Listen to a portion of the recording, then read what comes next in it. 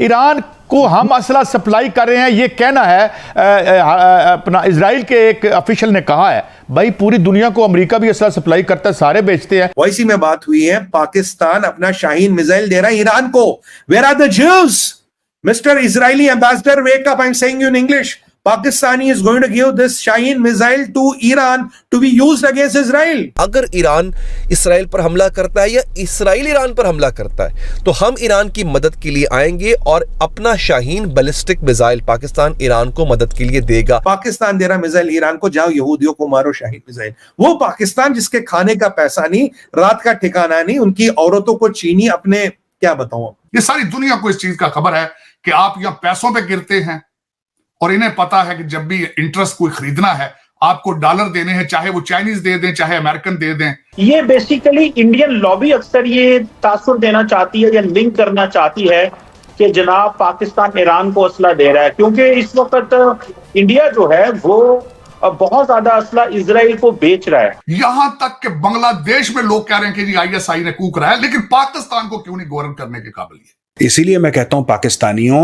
अपने गरेबान में देखो, जिन्ना की करतूतें देखो, अपने जर्नैलों की करतूतें देखो एंड नेवर सेलिब्रेट। इस आसिम मुनीर को जब तक ठिकाने नहीं लगाता है मोसाड, या Asim Munir most probably is on Mossad street, that's what my sources tell me, जब तक इसको ठिकाने नहीं लगाया जाएगा पाकिस्तान नहीं सुधरेगा। इंडिया के साथ हमारे हालात खराब होते हैं तो देन इजराइल जंप कर सकता है और इजराइल बहुत सारी टेक्निकल असिस्टेंस, सर्विलेंस, ड्रोन्स, बहुत कुछ इंडिया को दे सकता है और वो हम इंडिया की हेल्प भी कर सकता है इन एवरीथिंग।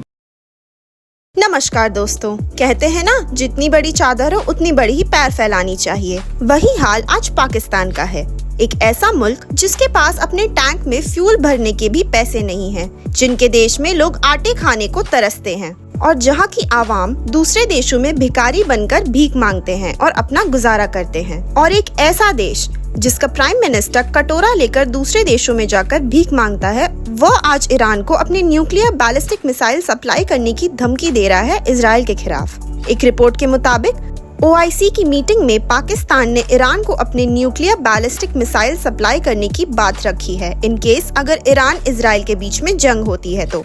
मतलब अब पाकिस्तान सीधा सीधी उड़ता हुआ तीर अपने पीछे ले रहा है, क्योंकि अगर इजराइल ने ये बात सीरियसली ले ली तो हो सकता है आने वाले टाइम पर पाकिस्तान वर्ल्ड मैप से ही गायब हो जाए।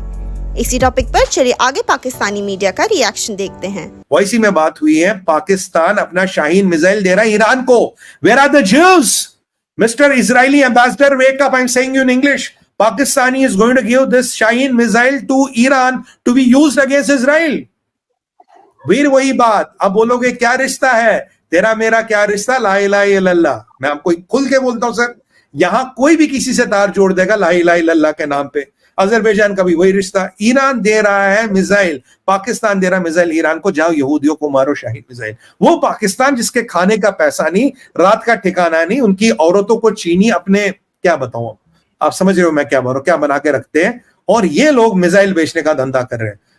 इस आसिम मुनीर को जब तक ठिकाने नहीं लगाता है मोसाड, या Asim Munir most probably is on Mossad street, that's what my sources tell me, जब तक इसको ठिकाने नहीं लगाया जाएगा पाकिस्तान नहीं सुधरेगा। और हमें भी कुछ करना पड़ेगा सर। सारा मोसाड ही करेगा क्या? सारे यहूदी करेंगे? हम क्या करेंगे? हमारा लड़ाई लड़ने क्या इजराइल आएगा क्या? मोसाड आएगा? और गंजा जिहादी आपका बहुत एक्टिवेट हो गया है।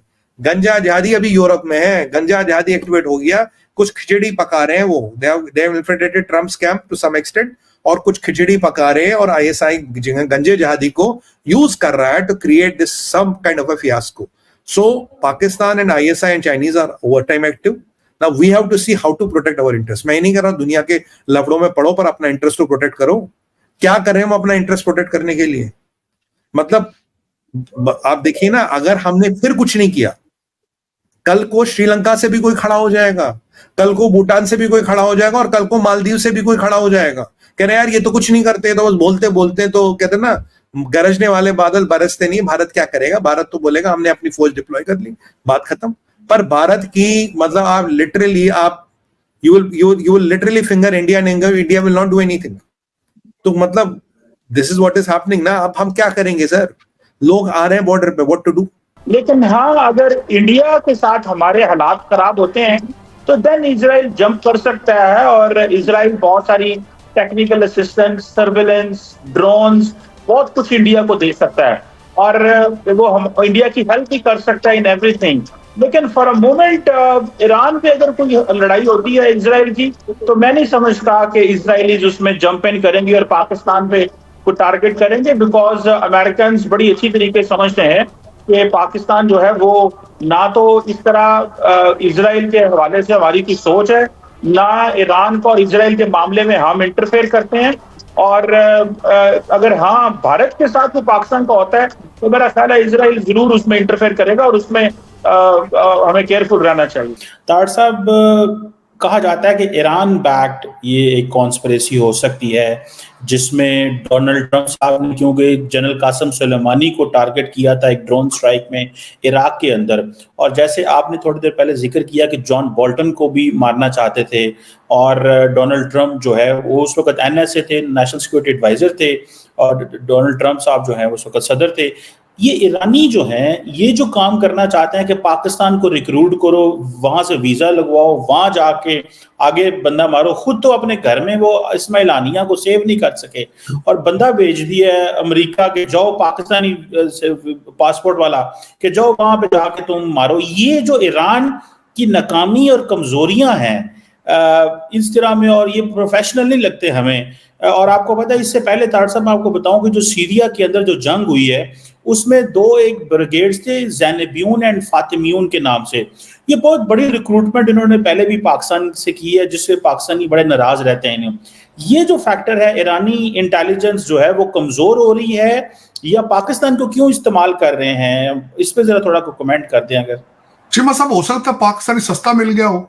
देखिए ना, देखिए इसमें एक तो सबसे बड़ा फैक्टर ये हो सकता है ना, किसी और जगह से लोग पकड़ते तो हो सकता है पैसे ज्यादा मांग रहे होंगे, थोड़े $5,000-6,000 देखो, थोड़े पाकिस्तानी रुपया, पाकिस्तानी याद रखें इसमें हो सकता है $300 का डॉलर जो है पाकिस्तान में रेट, उसका भी एक फैक्टर हो। लेकिन चीमा साहब देखें, अगर देखा जाए तो मैं खुद इस पे सोचता रहूं कि उनको पूरी दुनिया में कोई और बंदा नहीं मिला यार। पूरी दुनिया में कितने ममालिक, कोई अफ्रीका से रिक्रूट कर लेते, कोई मिडिल ईस्ट से रिक्रूट कर लेते, सीरियन रिक्रूट कर लेते, कोई अमराती कर लेते। पता नहीं क्या बात है, बदनसीबी है इस मुल्क की, पता नहीं क्या बात। मैं तो इसमें यही समझता हूँ कि सस्ते में बिक गया होगा।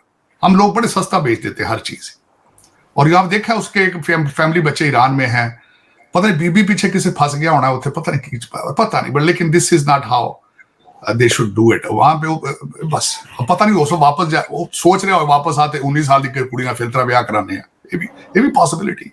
लेकिन चीमा साहब देखें, दूसरी एक हम बात पूरे कासम सुलेमानी था, और दूसरा न्यूक्लियर पावर, न्यूक्लियर जो उनका मल्टी पार्टी एग्रीमेंट था डोनाल्ड ट्रंप साहब ने उसको भी खत्म किया था।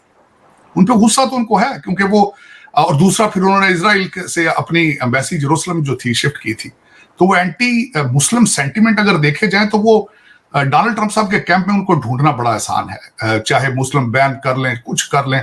आसिफ मर्चेंट साहब ने बड़ी मेहरबानी फरमाई है कि उन्होंने ये कहा कि मैं जो जिनसे बातें कर रहे थे वो ब्लैक वेब से, या जिन लोगों को 5,000 बयाना दे रहे थे वो, आप ये भी, उनको $1,00,000 तय हुआ था कि मैं घर चला जाऊंगा अपने बच्चों के पास, तो वहां से जाके बताऊंगा क्या करना है, व्हेन यू अकम्प्लिश एवरीथिंग, $1,00,000 तो भेजांगा।